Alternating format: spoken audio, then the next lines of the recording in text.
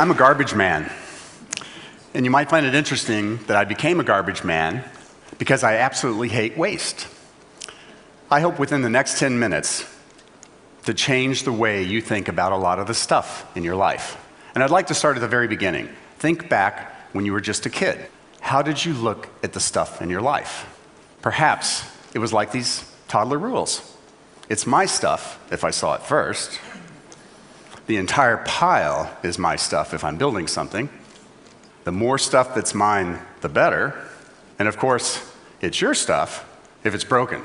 Well, after spending about 20 years in the recycling industry, it's become pretty clear to me that we don't necessarily leave these toddler rules behind as we develop into adults. And let me tell you why I have that perspective.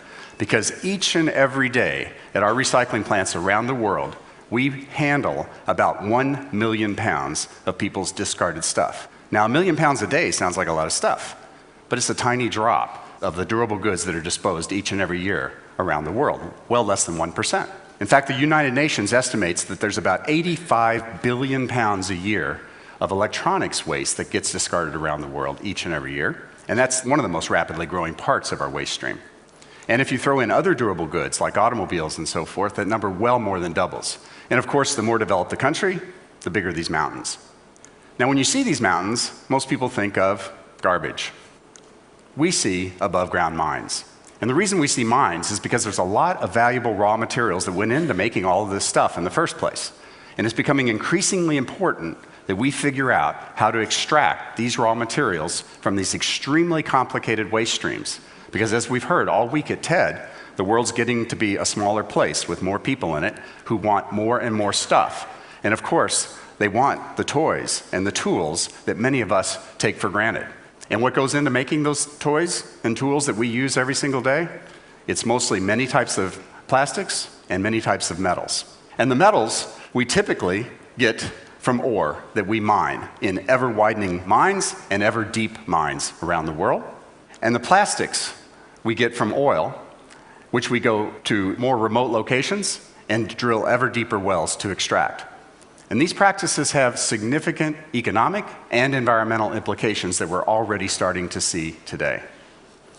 The good news is we are starting to recover materials from our end-of-life stuff and starting to recycle our end-of-life stuff, particularly in regions of the world like here in Europe that have recycling policies in place that require that this stuff be recycled in a responsible manner. Most of what's extracted from our end-of-life stuff, if it makes it to a recycler, are the metals. To put that in perspective, and I'm using steel as a proxy here for metals because it's the most common metal, if your stuff makes it to a recycler, probably over 90% of the metals are going to be recovered and reused for another purpose. The plastics are a whole other story. Well less than 10% are recovered. In fact, it's more like 5%. Most of it's incinerated or landfilled. Now, most people think that's because plastics are a throwaway material, have very little value. But actually, plastics are several times more valuable than steel. And there's more plastics produced and consumed around the world on a volume basis every year than steel.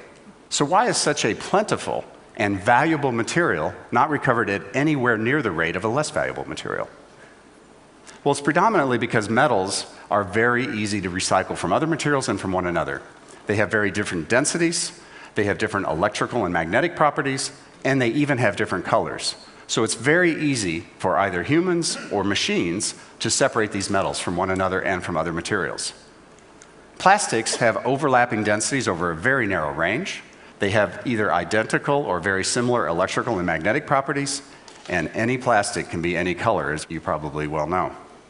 So the traditional ways of separating materials just simply don't work for plastics. Another consequence of metals being so easy to recycle by humans is that a lot of our stuff from the developed world, and sadly to say, particularly from the United States, where we don't have any recycling policies in place, like here in Europe, finds its way to developing countries for low-cost recycling. People for as little as $1 a day pick through our stuff, they extract what they can, which is mostly the metals, circuit boards and so forth, and they leave behind mostly what they can't recover, which is, again, mostly the plastics. Or they burn the plastics to get to the metals in burn houses like you see here, and they extract the metals by hand. Now, why this might be the low economic cost solution, this is certainly not the low environmental or human health and safety solution. I call this environmental arbitrage. And it's not fair, it's not safe, and it's not sustainable. Now, because the plastics are so plentiful, and by the way, those other methods don't lead to the recovery of plastics, obviously, but people do try to recover the plastics. This is just one example. This is a photo I took standing on the rooftops of one of the largest slums in the world in Mumbai, India. They store their plastics on the roofs, they bring them below those roofs into small workshops like these, and people try very hard to separate the plastics by color, by shape, by feel, by any technique they can. And sometimes they'll resort to what's known as the burn and sniff technique, where they'll burn the plastic and smell the fumes to try to determine the type of plastic. None of these techniques result in any amount of recycling in any significant way. And by the way, please don't try this technique at home. So what are we to do about this space-age material, at least what we used to call a space-age material, this plastics? Well, I certainly believe that it's far too valuable and far too abundant to keep putting back in the ground or certainly send up in smoke. So about 20 years ago, I literally started in my garage tinkering around trying to figure out how to separate these very similar materials from each other, and eventually enlisted a lot of my friends in the mining world, actually, in the plastics world.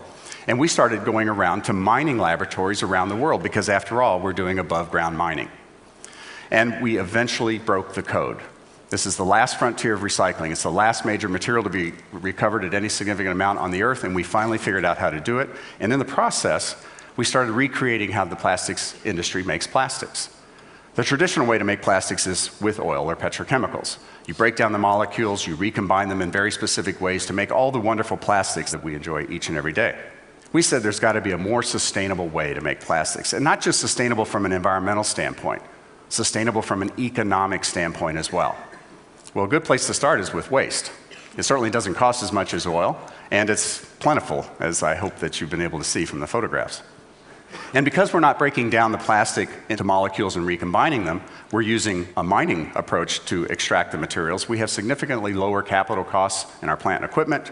We have enormous energy savings. I don't know how many other projects on the planet right now can save 80 to 90% of the energy compared to making something the traditional way.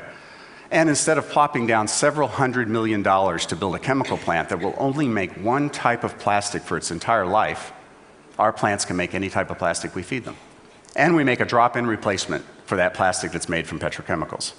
Our customers get to enjoy huge CO2 savings, they get to close the loop with their products, and they get to make more sustainable products. In the short time period I have, I want to show you a little bit of a sense about how we do this. It starts with metal recyclers, who shred our stuff into very small bits. They recover the metals and leave behind what's called shredder residue. It's their waste. A very complex mixture of materials, but predominantly plastics. We take out the things that aren't plastics, such as the metals they miss, carpeting, foam, rubber, wood, glass, paper, you name it, even an occasional dead animal, unfortunately. And it goes in the first part of our process here, which is more like traditional recycling. We're sieving the material, we're using magnets, we're using air classification. It looks like a Willy Wonka factory at this point. At the end of this process, we have a mixed plastic composite, many different types of plastics and many different grades of plastics. This goes into the more sophisticated part of our process, and the really hard work, multi-step separation process begins. We grind the plastic down to about the size of your small fingernail. We use a very highly automated process to sort those plastics, not only by type, but by grade. And out the end of that part of the process come little flakes of plastic, one type, one grade. We then use optical sorting to color sort this material. We blend it in 50,000-pound blending silos. We push that material to extruders where we melt it, push it through small die holes, make spaghetti-like plastic strands, and we chop those strands into what are called pellets. And this becomes the currency of the plastics industry. This is the same material that you would get from oil. And today, we're producing it from your old stuff. And it's going right back in to your new stuff.